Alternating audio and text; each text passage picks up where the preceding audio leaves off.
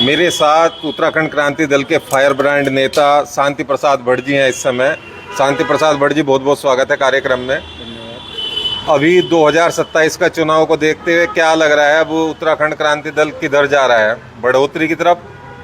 देखिए, निश्चित रूप से उत्तराखंड क्रांति दल के जो बुनियादी मुद्दे हैं उससे पूरा उत्तराखंड का जनमानस प्रभावित हो रहा है और धीरे धीरे जनता ये बात भी समझ रही है कि इन 25 वर्षों में राष्ट्र के नाम पे जिनको वोट दिया है उन्होंने उत्तराखंड के लिए कितना बड़ा खतरा पैदा कर दिया है कि नौकरियां सरेआम बिक रही है, संसाधनों पे बाहर वालों के कब्जे हो गए, गुरुकुल नाशन का किसान जमीन विहीन हो गया है, तो पहाड़ का किसान जो है आर्थिक रूप से इतना कमजोर हो गया है कि वो पलायन को मजबूर है। तो कहने का मतलब है जनता समझ रही है कि उत्तराखंड क्रांति दल धरती पुत्रों की पार्टी है और इसको अगर सत्ता देंगे तो उत्तराखंडियत बचेगी।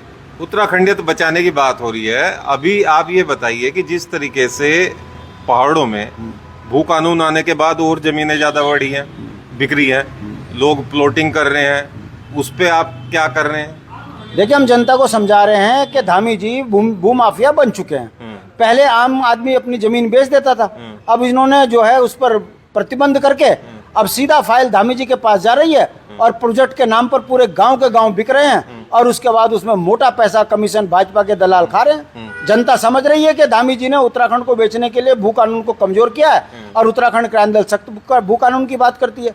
सबसे ज्यादा रुड़की, हरिद्वार, उधम सिंह नगर, देहरादून के जो मैदानी क्षेत्र हैं, भू कानून ना लगने के कारण वहां के किसान जमीन विहीन हो गए, उनका जीवन संकट में आ गया, नौकरियां हैं नहीं, जमीन बिक गई है और अब वो समझ रहे हैं कि उत्तराखंड क्रांति ये अभी बाद में पता चलता है, जमीन बिकने के बाद में, कि हमने क्या खोया और क्या पाया। अभी लोगों को ये भी समझ में नहीं आ रहा होगा, पहाड़ में भी जिनकी जमीनें बिक रही हैं, सेल हो रही हैं, उनको अच्छा लग रहा होगा कि यार हमारी तो इसमें कुछ हो नहीं रहा था या बंजर पड़ी थी, हम तो बाहर रहते हैं, कम से कम हमारी जमीनें तो बिक रही हैं, लोग यहाँ आके रहेंगे तो सही, प्रगति होगी। जो प्रगतिवादी लोग हैं, जो सोच रखते हैं, उनके लिए तो ये बाधा है। आप अगर इस तरीके से बात करेंगे कि भाई आप तो प्रगति को अच्छा मानते ही नहीं है। बहुत सही सवाल आपने किया है। क्यों माँ बाप अपने बच्चों को शिक्षित करते हैं? शिक्षा के पीछे का कारण क्या होता है? ताकि उनको अपने भविष्य का ज्ञान हो, अपना भला बुरे का ज्ञान हो। आज आधुनिक भारत में आम नागरिक वैज्ञानिकों की बदौलत चंद्रमा में जीवन खोज रहा है, वहां जीवन खोजने की बात कर रहा है और अगला युद्ध पानी का और शुद्ध हवा का होगा। कोरोना एक उदाहरण है।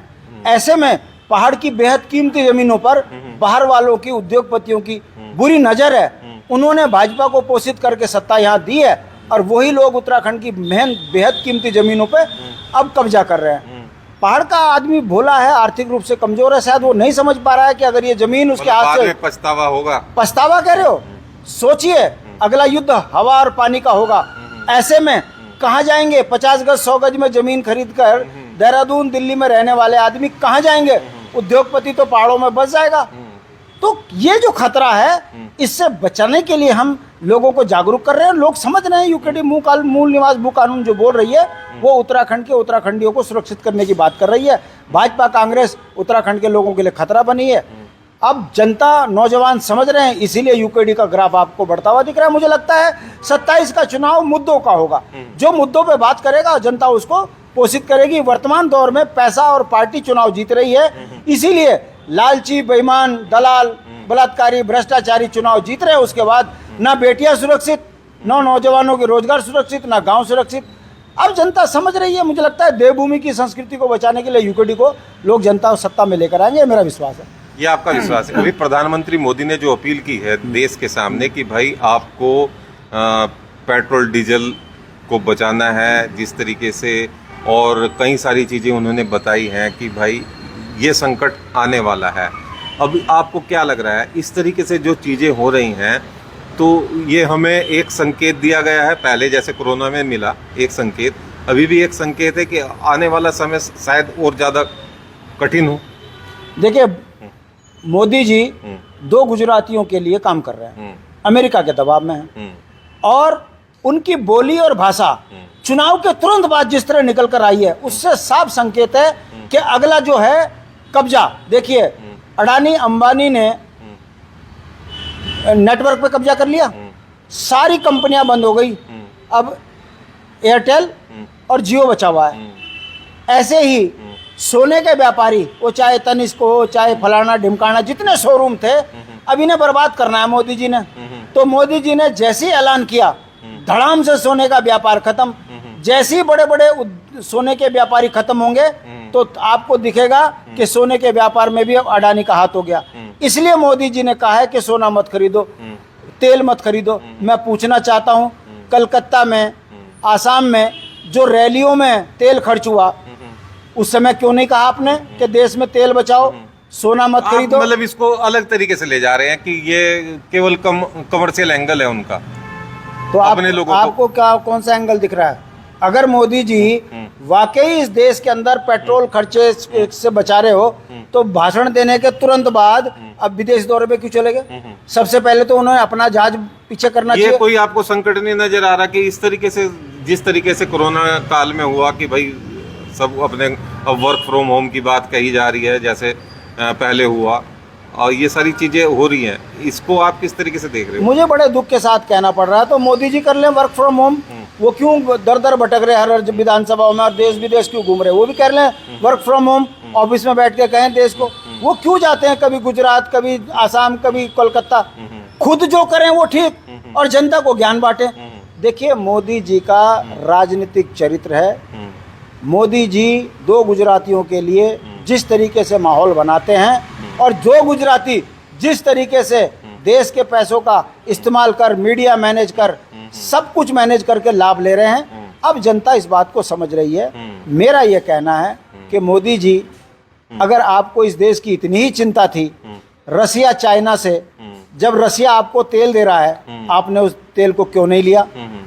जब आपके लिए इराक से तमाम वो संसाधन इराक दे रहा है, तब आप उसको क्यों मना कर रहे हो? इसका मतलब साफ है कि आप भारत की जनता को आर्थिक रूप से इतना कमजोर कर रहे हो कि मजबूर होकर, जैसे किसान अडानी अंबानी की गोद में चले गए मैक्सिमम, उसी तरीके से जो नेटवर्क व्यवस्था है अडानी अंबानी के हाथ में आ गई, उसी तरीके से सोना और पेट्रोल भी टोटल कब्जा इनका हो जाए, इसलिए देश में ऐसे बयान दे रहे हैं। मोदी जी ने जब जब, चाहे वो नोटबंदी करी हो, उसका लाभ जनता को नहीं बता पाए।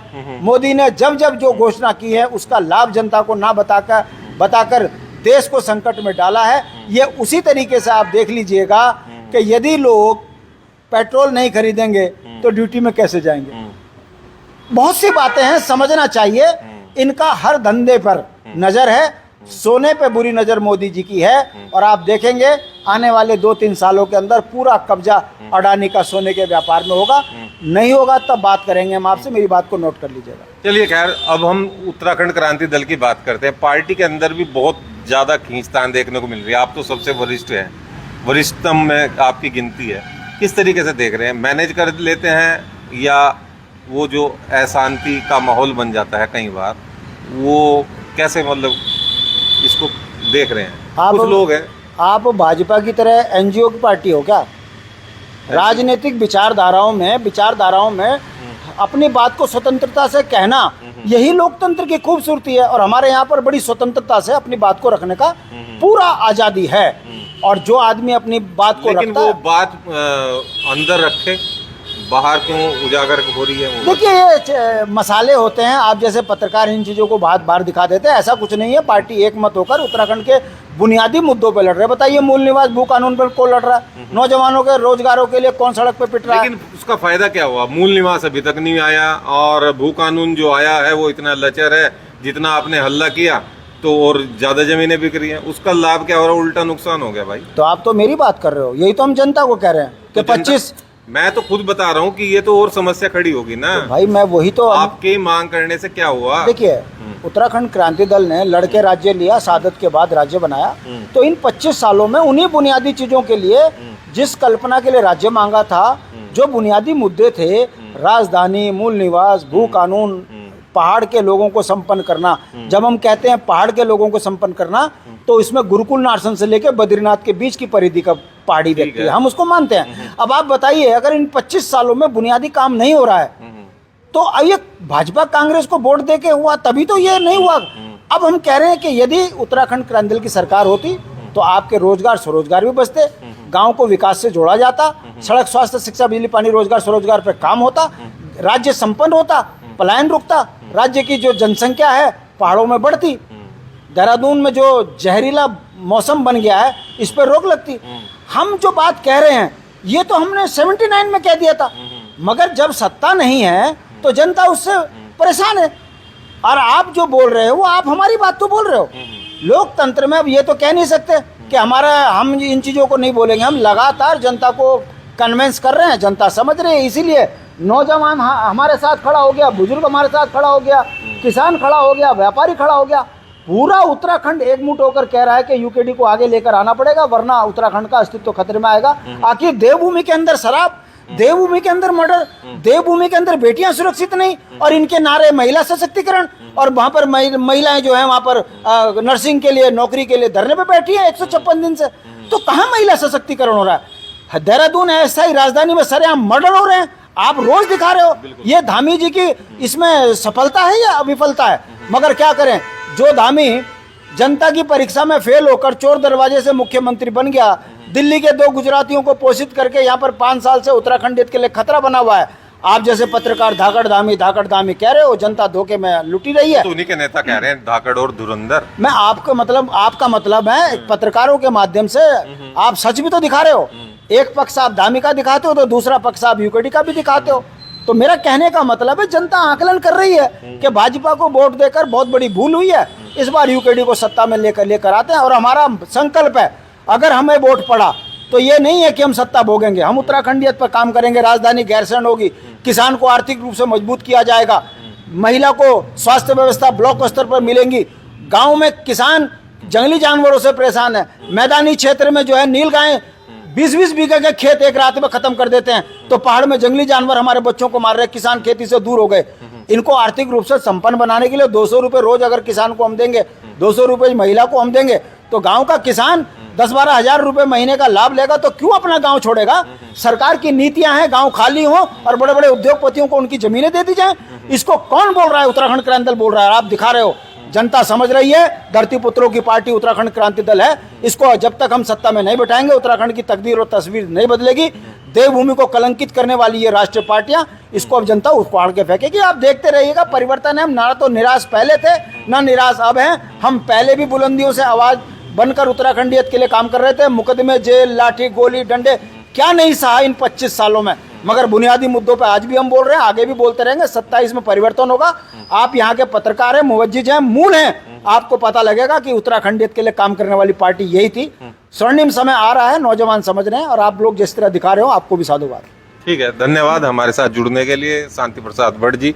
और सभी दर्शकों से अपील है कि आपको ये कार्यक्रम कैसा लगा, जरूर अपनी राय दें। बने रहें, देखते रहें। जय उत्तराखंड, जय देवभूमि।